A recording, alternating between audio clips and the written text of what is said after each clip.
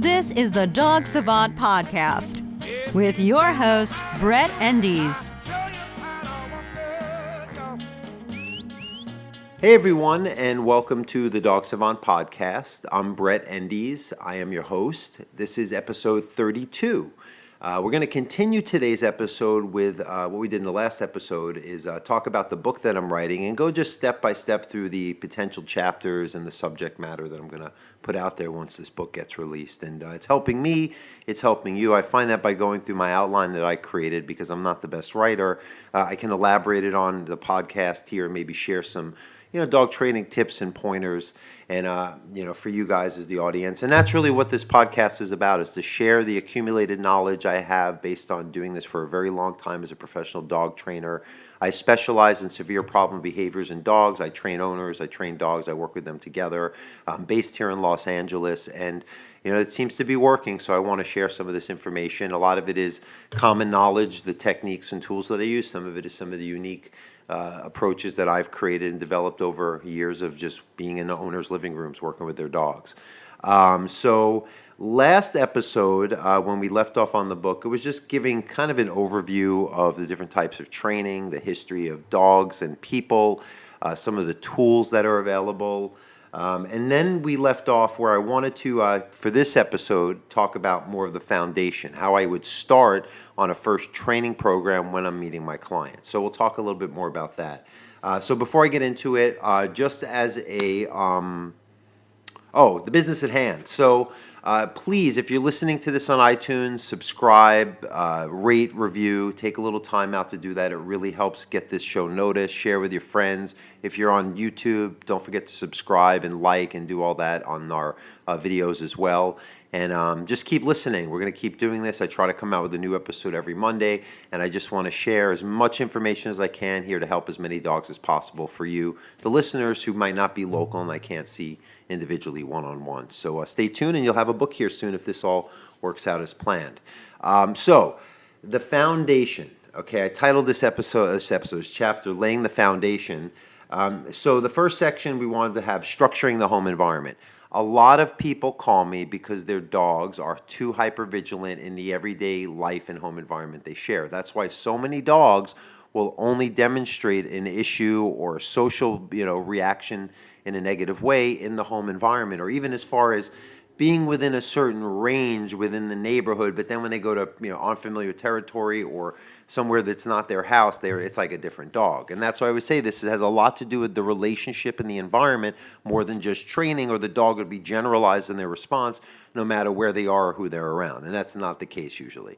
So that what it does and what happens is these dogs, they're feeling so ready to go. I always talk about they're waiting for the next shoe of life to fall. It's like the owner gets up to go to the bathroom, the dog's on it. And they feel that by just being ready to go, getting too excited for things, thinking 10 steps ahead, planning something, and then it happens, this hanging on to life and watching and scanning and just, it's like if they're hunting, they're scanning, watching movement changes, boom, they zero into it, but they're doing with our everyday ebbs and flows and coming and goings, and they feel like, well, now I have to take it to another level when there's a guest over, and this overstimulated, insecure-based response of feeling too much responsibility for what a dog can handle, they end up with what you call reactivity. Most dogs are just reactive because of that. That's, that formula of I'm just kind of too alert for my own good. I'm not getting some direction, which I'll talk here in a moment what the place training does as an antidote to that hypervigilance, up to and including the training we need to do when the guests arrive, so that we show the dog that we're watching things and they could take a step back. I always say this is like if an employee showed up to work trying to run the company, following the owner around. The owner is going to be like, well, if you want to step in, go for it, but I don't think you have the experience to deal with this. As a dog, they cannot pay our bills, so we have to give them direction. If they're a dog who is even smart enough to try to show up to work and overassess. So we have to have them show up to work as the star employee, give them a job, have them go to their desk or cubicle, which is what the place bed is, and their job or their assignment is the command. Or if you want to see it as a child going to school, when they go to school, they don't just decide what class to go to or what to do. They're being instructed throughout the day. You do this, then you go to the next class, and there's rules, and you're around the teacher, so there's respect and authority, and then you get recess time, and it's all a balance. And that's where your dog should not be zipping around the house independently if they can't handle the life's transitions going on around them. And I talk a lot about the autism spectrum because a lot of it is transition based. A lot of people on the spectrum have a hard time with changes from routine or transitions or social interactions because they get overstimulated and overthinking and their sensory processing system goes out of awry. And then you get your reactions of flapping, avoidance, lack of eye contact. Dogs, they're an animal, so they take it to a more primal response, but it's coming from the same sensory disorganized place. So that's going to be in the book too. Let's see. So the place training, it creates the office, the place, the cube. It's very important because what you do is, okay, so let's talk more about specifics. I want to give instructions. So the place, what you do is this, depending on where you share time with your dog in the house or even in the yard, you pick a few spots, just near you, but where they can learn to fall back, or even if you're hanging out on the couch watching TV for an hour, you can have them chill out. And if they get up to follow you and you go grab a glass of water, you bring them back. Or if it's everyday routines, they can either stay back or you can lead them with commands to the next place in another room. And it's not forever. It's just slowing down the pace that they impulsively have been reacting to life. Because when I implement place training, it's usually a dog that has behavioral issues. They're an adult dog and the habits have been formed. We're not doing this with a puppy unless we're just teaching some basic, chill out time to complement crate training. But if you're talking about a dog that really is so hypervigilant that every time a person makes a move, they're over assessing, we've got to totally redirect that where everything goes around them and they're like an island in everyday life. The other part of it is the relationship. So we have to establish the rules. You call it leadership training, being the pack leader, alpha dog, whatever you want to do. And it's not by being physically domineering or corporally punishing the dog. It's about being a step ahead of them and knowing the relational dynamics you're sharing with them in the everyday life you share, because as a human, it's up to you. And that's why I was talking earlier in the last podcast that you have to sometimes, with a dog that requires it, step outside of your emotional goggles and see what's going on in a very self-aware way in our dog's presence and plan for things instead of feeding into it and not just ignoring it, rolling up your sleeves and taking action and making sure your dog is being guided through times where they're either big or little, two on the case. And that's going to give a calmer, more well-led, day in, day out association in the environments where these problems tend to arise, because it's not isolated in general. It is isolated rather. In general, it's not happening in most of these dogs. It's around the house or certain owners or in certain environments where they feel there's more at stake. So you have to address that issue, and then the training will take a lot more, true to form. Let's see. So, so that's that. So structured walking, that's another part. So the structuring the home environment and the structured walking, very, very important. These both are really ways that you can create a order in the connection that you have with your dog as far as getting them to focus more on you and a command instead of being, even when walking, too ahead of themselves. Dogs pull because they're thinking where they're going before they get there. They're over projecting and their body feels, I always say, it's the mental rubber band. They feel like a slingshot pulling them ahead. We have to promote focus, and that focus promoted is connecting with you, taking your guidance to get them from A to B. Even though they're going to get where they're going, let them slow down that mental rubber band and get their mind and body connected with themselves and you, and it just instinctively becomes who leads who. And out in the world, it's too stimulating. I find that dogs, you take them hiking or backpacking, less of an issue because it's it's less stimulating the environment, so they can actually handle being ahead because they don't get thrown off course and they can still stay conscious of where you are. Some dogs, especially if they have a habit of pulling, they have to learn to almost walk a little bit behind you to focus on nothing but the back of your leg to do a versed heel command, and then we could slowly with time give them more freedom, and then they don't just take off, especially when you have a reaction where that getting too ahead leads to an over response to another dog, a person, or a new environment. So you watch for that. So let's talk a little bit more about why, we talked about why dogs pull. Many dogs, they just feel either from the wrong equipment or through just as overexcitement, it's working, so why not? Even if it's creating a negative response and anxiety tied to the walk, if something works, dogs keep doing it. That's why when you're walking a dog, you shouldn't just put the leash on, grab your keys, and go. You should have them focus, do some warm-up time, let them do that place training, and slow down, use the heel command. Even when walking, they don't get endless freedom and zigzagging. They stay on one designated side. They stay with a loose leash. You can change speeds, direction. I'll do more demo and explanation of this once the book is, getting into full swing. But it really is almost like you're playing a walking game. You're not just gripping the leash and going. You have to promote focus, and then with enough of that consistently delivered, your dog will actually have the skills, and you can be a little more lenient on the walk, but your pulling is resolved. So a lot of preparation, a lot of turning off that anticipation, because dogs are master pattern followers and they will think too ahead to assume that they're getting their needs met more efficiently, but it's actually creating the causes and the over-response to everyday life ahead of them or going on around them. Okay, exercise, very important. Now, dog parks are filled with dogs that have been cooped up in their house all day, are not getting leadership training, mental exercise, if you will, because the dogs have mental energy that needs exhaustion through training, but there's physical needs too.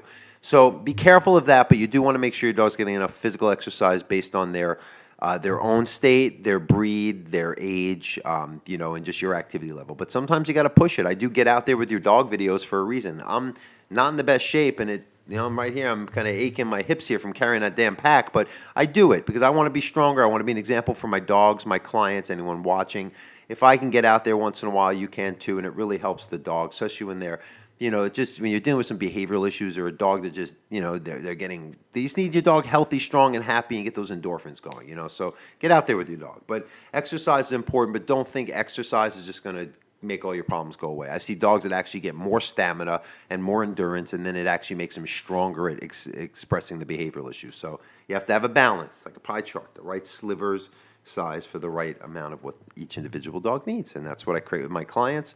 When we create our online training programs, we'll probably create something where we can tailor make some programs for you and your dogs as well. So stay tuned. That'll come out hopefully sometime later this year. So the type of exercise, there's many types. You can do swimming, hiking, walking, running, treadmill training, agility, fly ball, swim, whatever you can do. Just make sure your dog likes it and it's getting the job done. And then regular daily walks, you should be doing 20, 40 or more minute walks a day, multiple miles if you can, and then add some more aerobic and more strenuous stuff at least a few times a week to supplement it. And the walk should be structured, not just willy-nilly walks. Let's see, nutrition. Okay, so nutrition, a lot of people, nowadays people are more aware of it, but back when I started as a dog trainer, there were very few options. You'd have to find a small little mom and pop pet shop, that would sometimes have the healthy food, but more or less you get what you can find at the big box pet stores or the supermarket, which weren't always good. Now at the big ones like Petco, PetSmart, they have healthy food, but nutrition is huge, not only for your dog's physical well-being. The brain is an organ. The brain receives all the stuff that all the rest of your body does. It needs to be working at full capacity. If your dog has a sluggish brain or your dog has something that's making their neurochemistry off, it can be contributing to their behavioral issues. And I get everything. We're a holistic training program when we do this. You need to cover everything. If you want a dog that's treating everyday life as a life or death event, you better pull out all the stops and throw the kitchen sink at this if you want real resolve. That's why I'm good at what I do, because I make sure that happens without fail, because we have to rule out it's this, because we have to know exactly where to zero in our emphasis as we evolve our training programs. And then you get blood testing. Certain pit bull breeds have, I think it's a low thyroid, can create aggression. Sometimes you have to make sure that their levels, everything is on track, and those adjustments should be made, if not, so that it can complement the training and behavior protocol you're putting on your dog. Really important. I stress that enough. We'll do more podcasts on that. We'll try to get even some canine nutrition specialists on here as well. But that's really a thing that I want to talk about.